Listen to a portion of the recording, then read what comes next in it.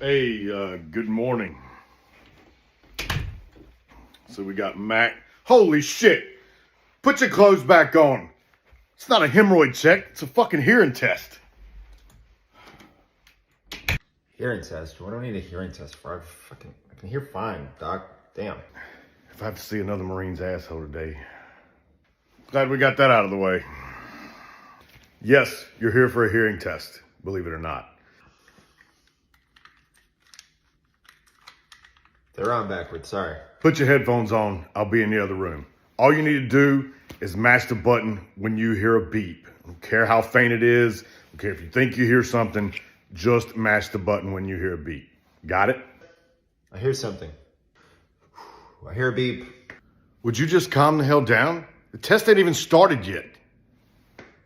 It's like a non-stop beep. I haven't even started the test yet. Ignore that beep. Which beep do I listen for? Oh, okay. What's so hard to understand? If you hear a beep, hit the button. All right, damn, dude. Why are you so angry? I thought you were a doctor. I'm angry because every time I get a Marine in here, it's the same shit every time.